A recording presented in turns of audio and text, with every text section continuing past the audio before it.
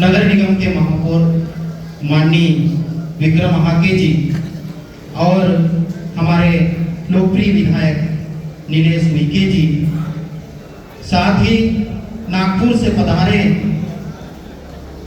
Doctor Manoj Madavi जी और एक ऐसे शख्स तुकाराम वरकड़े जी कोने में बैठे थे, शायद चले गए, समाज के एक सक्रिय कार्यकर्ता और मंच पे मंचासीन हमारे समाज के सभी वीर योद्धा और एक नौजवान साथी मध्य प्रदेश आदिवासी कांग्रेस के प्रांतीय अध्यक्ष रामू टेकाम जी और नारी शक्ति। मैं बैतूल की पावन धरा पर नमन करते हुए संक्षिप्त में अपनी बात को रखूंगा। नारों की गुंजार शायद मुझे भी ऊर्जा देगी और आप लोगों को भी ऊर्जा देगी। आदिवासी एकता जिंदाबाद, जिंदाबाद, जिंदाबाद। आदिवासी एकता जिंदाबाद, जिंदाबाद, जिंदाबाद। आदिवासी एकता जिंदाबाद, जिंदाबाद, जिंदाबाद।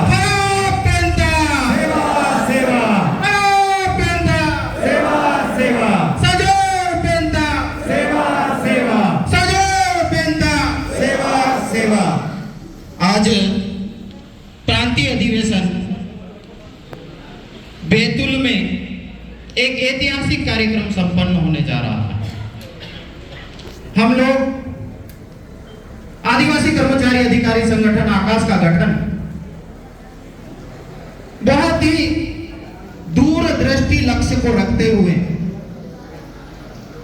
और आज की विकट परिस्थितियों को ध्यान में रखते हुए 24 अप्रैल 2016 को जब इस मध्य प्रदेश के हाई कोर्ट ने एक ऐसा निर्णय सुनाया जिसमें पदोन्नति में आरक्षण समाप्त किया जाए 30 अप्रैल 2016 को, और उसके ठीक 6 दिन पहले आकाश संगठन का गठन हुआ।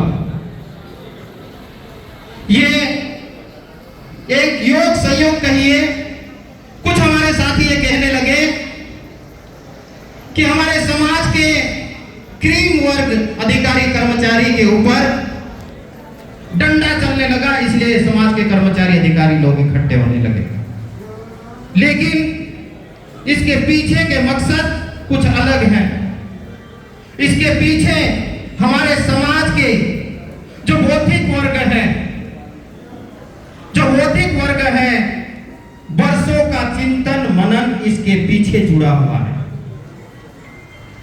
हमारे समाज का जो सक्षम वर्ग है, चाहे आर्थिक दृष्टिकोण से हो, चाहे बौद्धिक दृष्टिकोण से हो, या जिनके पास में थोड़ा बहुत समय मिलता है, वह है मेरे समाज का कर्मचारी और अधिकारी वर्ग। लेकिन ये दुख की बात थी 2016 के पहले तक कि मेरे समाज का सक्षम वर्ग के पास में समाज के लिए सोचने के लिए समय नहीं है, समाज के लिए पढ़ने के लिए समय नहीं है, समाज के लिए बोलने के लिए समय नहीं है और समाज के लिए लड़ने के लिए समय नहीं है। ऐसी विकट परिस्थितियों में आकाश संगठन का गठन किया है।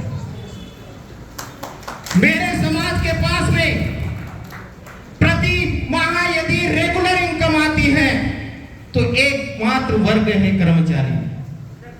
यदि मेरे समाज का टैलेंट कहीं आकर रुकता है, आप लोग देखिए, ये तो अलग बात है कि आप डीडी उइके साहब, विक्रम महाके जी, ऐसे जो नीलेश उइके जी, जो लोग बैठे हैं पढ़े लिखे हैं, अदरवाइज पढ़ा लिखा टैलेंट यदि रुकता है तो सरकार का नौकर बन के रुकता है। मेरे समाज के पास में कोई बड़ी बड़ी इंडस्ट्री नहीं है। मैं क्षमा चाहूंगा कि मेरे समाज के पास में अच्छा कुशल राजनीतिक नेतृत्व भी नहीं है और मेरे समाज के पास में जो जल जंगल जमीन था वो इस व्यवस्था के कुचक्र की वजह से वो छीना जा रहा है। आखिर आदिवासी समाज करेगा क्या, जिएगा कैसे? हम बोलते हैं जय जौहर का नारा है, भारत देश हमारा है, लेकिन रियल में क्या है? जो कभी इस देश के नौकर हुआ करते थे, मजदूर हुआ करते थे, वो इस देश के मालिक हो गए हैं। और जो मालिक थे सारे लोग, ये हम नहीं कहते हैं, इस देश का माननीय सुप्रीम कोर्ट कहता है। इस देश के जो प्रमुख राजनीतिक विचारधारा है उसके प्रमुख लोग आज कहने लगे हैं कि यदि इस धरती का मूल मालिक है तो आदिवासी समाज है। लेकिन क्या रियल में ऐसा है? नहीं है। मेरे समाज के पास में खाने के लिए अन्न नहीं है, अच्छा वस्त्र पहन ले, तन ढके ऐसा वस्त्र नहीं है, और छत अच्छा बना ले ऐसा उनके पास में व्यवस्था नहीं है। आखिर मालिक मजदूर कैसे बन गया और जीने के लिए संघर्ष कैसे कर रहा है, ये चिंतन मंथन करने के लिए आका संगठन का गठन किया गया है। हम लोग मजाक नहीं कर रहे हैं। बहुत सारे लोग बोलते हैं कि आदिवासी समाज के कर्मचारी अधिकारी लोग इकट्ठे हो रहे और राजनीति कर रहे हैं। क्यों भाई? दूसरे समाज के लोग इकट्ठे होते तो आपको तकलीफ नहीं होती है, लेकिन आदिवासी समाज के लोग थोड़े से इकट्ठे होके भौतिक चर्चा करने लगे तो भूचाल आ जाता है, नाना प्रकार के संबोधन दिए जाते हैं। मेरे समाज के कर्मचारी अधिकारी वर्ग जो दुख तकलीफ को समझता है और समाज के लिए लड़ने के लिए आगे आता है, जो इस देश में संविधान में जो अधिकार दिए गए अधिकार की बात करता है, और जो शासन प्रशासन की जो जन कल्याणकारी योजना है आम जनता तक मिले, उसका प्रयास में यदि आगे जाता है तो क्या कहते हैं? ये नेतागिरी कर रहा है, इसको जरा सबक सिखाइए, इसका ट्रांसफर भिंड मुरैना कीजिए, बालाघाट कीजिए, दमोह कीजिए, गुना कीजिए। क्यों? ऐसा क्या अपराध कर दिया उसने? वो तो समाज के लिए लड़ रहा है। शासन प्रशासन जो अपना काम नहीं कर पा रही है उसके काम में हाथ बटाने का काम कर रहे हैं, लेकिन दुर्भावनावश उसको परेशान किया जाता है। तो साथियों, ये जो षड्यंत्र है, ये जो कुचक्र है, यदि समझ सकेगा तो मेरे समाज का पढ़ा लिखा वर्ग और उसमें भी कर्मचारी अधिकारी लोग समझ सकेंगे। और हमको यदि यहां तक पहुंचाया है तो किसने पहुंचाया? आखिर वो लाल कलर का सर्टिफिकेट मिलता ना, जाति प्रमाण पत्र, उसकी बदौलत हम यहां पर पहुंचे हैं, जिसकी बदौलत हमको अच्छी शिक्षा मिल पाई, जिसकी बदौलत हमको अच्छे हॉस्टल में एजुकेशन लेने के लिए लायक बने, और जिसकी बदौलत हमने हायर एजुकेशन प्राप्त किया और शासकीय सेवा में भर्ती हुए। लेकिन हम लोग भूल जाते हैं कि जिसकी बदौलत हम लोग यहाँ पे पहुंचे हैं, क्या अंतिम पंक्ति का व्यक्ति अच्छा जीवन जी रहा है, अच्छा भोजन मिल रहा है, अच्छा स्वास्थ्य मिल रहा है, अच्छा एजुकेशन प्राप्त कर पा रहा है? क्या नहीं। तो ये सोचने के लिए कर्मचारी अधिकारियों को इकट्ठा करके चिंतन मंथन करने की आवश्यकता है। इसलिए आका संगठन का गठन किया है।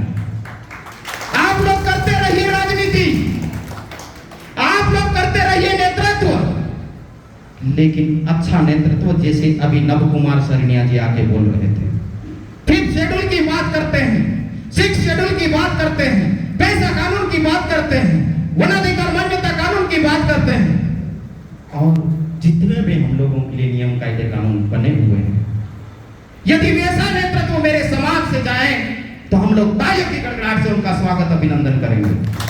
क्योंकि विधानसभा और पार्लियामेंट में यदि इस देश के संविधान में पर्याप्त प्रतिनिधित्व मिले, इसलिए रिजर्वेशन की यदि व्यवस्था की है, तो हमारा परम कर्तव्य है कि हमें हमारे समाज की बात को डंके की चोट पर प्रदेश की विधानसभा और देश की पार्लियामेंट में रखने का आपको वोट देके हमने अधिकार दिया।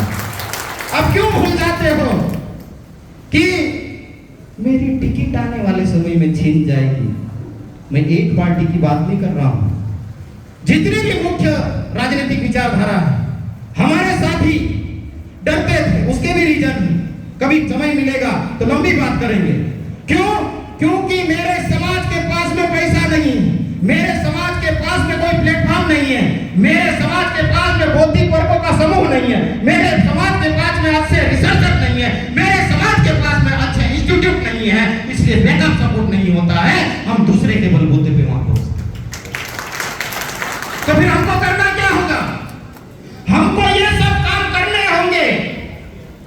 नेता तो बनेगा। यदि हम बैतूल लोकसभा की बात करें तो एक ही सांसद बनेगा, 2, 3, 10 नहीं बन सकते।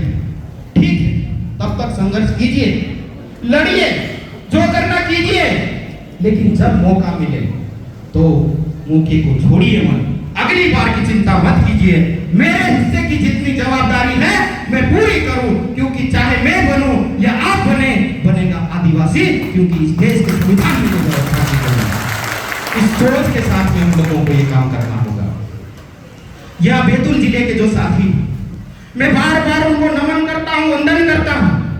हमारे आदरणीय सरवन मरकाम जी, संजू धुर्वे जी, शंकर सिंह आके जी और उनकी पूरी टीम को मैं बार बार वंदन नमन करता हूं कि आपने मध्य प्रदेश में सबसे ज्यादा यदि आकाश संगठन के सदस्य बनाए हैं तो बैतूल जिले में। आपके अंदर दर्द है, आपके अंदर कुछ कर गुजरने की क्षमता है, इसलिए आप ये सब काम कर रहे हैं। तो जो बैतूल जिले के जो कार्यकर्ता, चाहे निचले तबके के लोग हो, चाहे प्रशासनिक नेतृत्व करने वाले लोग हो, चाहे राजनीतिक नेतृत्व करने वाले लोग हो, उनको, हमारे कार्यकर्ताओं को संरक्षण देने की जरूरत है, ना कि उनको परेशान करने की जरूरत है। पर एक और चीज मैं बताना चाहूंगा कि आप मत कीजिए परेशान। जो व्यक्ति रचनात्मक काम में लगा हुआ, आकाश संगठन का जो पहला उद्देश्य है कि आदिवासी समाज के कर्मचारी और अधिकारियों के हितों की रक्षा करना और समाज के लिए रचनात्मक काम करना, इसमें मुझे नहीं लगता कि कहीं कोई संशय की बात है। तो जो लोग हमारे कर्मचारी अधिकारियों के हितों के लिए लड़ रहे हैं और समाज के लिए रचनात्मक काम कर रहे हैं, उनको करने दीजिए और सहयोग कीजिए। वरना होता यह है कि बार बार परेशान करोगे, बार बार परेशान करोगे, तो जो सारे लोग खुल के मैदान में आएंगे तो आप लोग संभाल नहीं पाओगे, क्योंकि पढ़ा लिखा वर्ग जब रोड पे निकलता है तो दुनिया की कोई भी ताकत से संभाल नहीं पाती। तो मैं आखिरी बात करके अपनी बात को समाप्त करूंगा। क्यों? क्योंकि मुझे मेरे अतिथियों को भी सुनना है, उनके सुझाव को भी हमको सुनना है। तो जो आकाश संगठन के बारे में लोगों के मन में यदि छोटा मोटा भ्रम है तो पहले फुर्सत में उसे निकाल दीजिए, मांझ लीजिए अपने दिमाग को। क्यों? यह आकाश संगठन न तो कांग्रेस के बाप का है, न बीजेपी के बाप का है, यह आदिवासियों का है और आदिवासियों के लड़ने के लिए बनाया गया है। इसमें कहीं आरोप प्रत्यारोप करने की जरूरत नहीं है।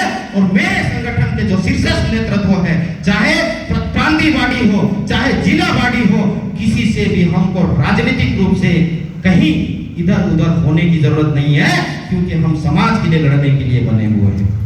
हाँ, एक बात और यहाँ पे स्पष्ट करने की जरूरत है, समाज का कोई भी सामाजिक संगठन राजनीति ना करे। सामाजिक संगठन का व्यक्ति राजनीति कर सकता है, लेकिन सामाजिक संगठन समाज के कल्याण के लिए संघर्ष कीजिए, हक अधिकार के लिए लड़िए, नहीं तो मेरा आदिवासी समाज थोड़ा थोड़ा जो इकट्ठा हो रहा वो बिखर जाएगा। इसको बिखरने से पहले रोकिए। अच्छा नेतृत्व है तो मैं कह रहा हूं कि लड़िए। आसाम जैसे जो लोकप्रिय सांसद है, 2 बार निर्दलीय सांसद रहते हैं, ऐतिहासिक वोटों से जीतते हैं। यदि आपको लड़ना ही है तो निर्दलीय लड़िए, और यदि लड़ना ही है तो किसी प्रमुख राजनीतिक विचारधारा से टिकट लेकर लड़िए, लेकिन किसी भी संगठन को तोड़ने या बर्बाद करने का या बदनाम करने का काम मत कीजिए। जैसे तैसे करके ये समाज खड़ा हो रहा है, नहीं तो इस देश की व्यवस्था में बैठे हुए लोग बहुत बदमाश हैं, आपसे बहुत ज्यादा बौद्धिक रूप से वो सक्षम है, आर्थिक रूप से सक्षम है, धन बल बाहुबल सभी बलों से सक्षम है, आपको तहस नहस करके रख देंगे। और जो आप भारत देश का मालिक कहते हैं वो कहीं का नहीं छोड़ेंगे। इसलिए बहुत सोच समझ के करने की जरूरत है काम। और समाज का जो पढ़ा लिखा वर्ग है, विशेष करके प्रशासनिक अधिकारी है, उनकी बड़ी जवाबदारी है। जो कर्मचारी है उनकी बड़ी जवाबदारी है। आप शासन प्रशासन की नीतियों को समझिए और लिखित में तर्कात्मक तथ्यात्मक डाटा के साथ में शासन के साथ में अपने सुझाव रखिए। जो नीतियां बनती हैं, नीतियों का जहां क्रियान्वयन होता है उसमें सहयोगी बनिए। फालतू की बकवास जिंदाबाद मुर्दाबाद करने से समाज का भला होने वाला नहीं है। हमको स्किल्ड प्रशासन की जरूरत है, हमको वेल एजुकेटेड वेल क्वालिफाइड लोगों को हर क्षेत्र में नेतृत्व करने की जरूरत है। और आपको प्रशासन नेतृत्व करने का अवसर मिला है तो पूरी क्षमता के साथ में कीजिए, क्योंकि कोई कह ना सके कि ये तो आदिवासी है, एससी है, रिजर्वेशन का फायदा मिला है और ये कलेक्टर बन गया, एसपी बन गया, सीओ बन गया, डीओ बन गया, डीओ बन गया। आपकी क्षमता का एहसास कीजिए। हम लोग ईमानदार हैं, भोले हैं और मेहनत करने वाले लोग हैं। तो वो लोहा अपने अपने कार्यालय में मनवाइए, ताकि आपको आपका जो संरक्षक है, ऑफिस का, विभाग का